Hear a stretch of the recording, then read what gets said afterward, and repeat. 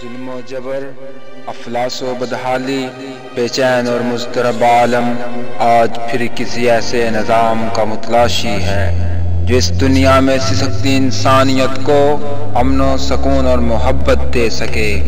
یہ نعمت صرف اور صرف اسلام کے پاس ہے، جو آج بھی دنیا کو ایک خوشحال اور پرامن معاشرہ فراہم کر سکتا ہے۔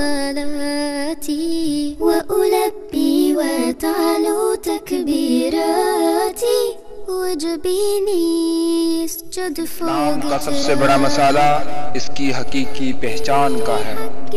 اسلام کو اس کی حقیقی روح کے ساتھ پیش کرنے والے ہی اسلام کی غلط تصویر دکھا رہے ہیں۔ دنیا کا پہلا ملک جو اسلام کے نام پر معرض وجود میں آیا وہ پاکستان ہے، لیکن اس میں بھی اسلام کو جس رنگ میں پیش کیا جا رہا ہے وہ محتاج بیان نہیں۔ جگہ جگہ صوفی بزرگوں کے مزارات جنہیں اسلام کی تربیت گاہوں کا کردار ادا کرنا تھا، شرک و فحاشی کے مراکز کی صورت اختیار کر چکے ہیں۔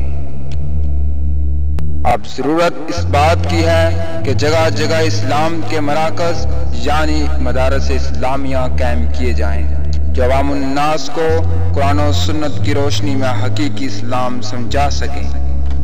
اس دعوے کی تائید میں ہم صوبہ پنجاب کے ضلع گوجرانوالہ کے ایک معروف گاؤں بڑی شاہ رحمان کو پیش کرتے ہیں کہ جہاں پر ایک صوفی بزرگ عبد الرحمن کا مزار ہے، جہاں سال میں 2 بار سالانہ عرس کا نام پر میلہ لگتا ہے، جس میں ہزاروں زائرین دور دراز مقامات سے آتے ہیں۔ اس میلے میں مزار کے ارد گرد چلاک اور شاطر لوگ پیر اور فقیر کے روپ میں جاہل عوام کو شرک و بدعملی میں دھکیلتے ہیں۔ بڑے پیمانے پر اسلام کے نام پر غیر اسلام کی تبلیغ و اشاعت ہوتی ہے۔ پیروں کو سجدے، ناچ، بنگڑا اور رقص کے ڈھول اور موسیقی کی جھنکار میں دربار پر چادریں چڑھائی جاتی ہیں۔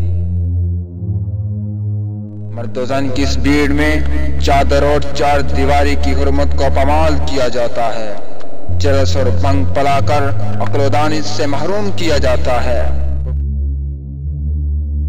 روپے پیسے اور مال و دولت سمیٹنے کے لیے کئی ڈھوکسلے اختیار کیے جاتے ہیں، جیسا کہ آپ دیکھ رہے ہیں۔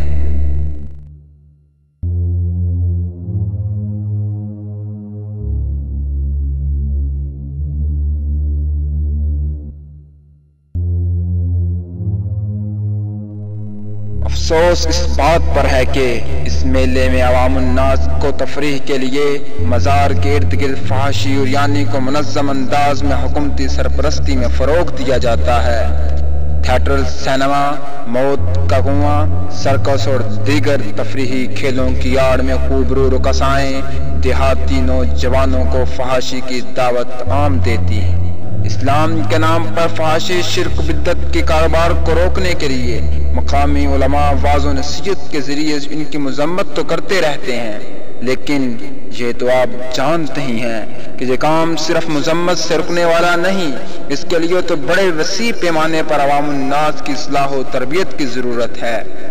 ایک ایسے دینی مرکز کی ضرورت ہے جو قرآن و سنت کی روشنی میں اسلام کی حقیقی روح ان میں منتقل کر سکے۔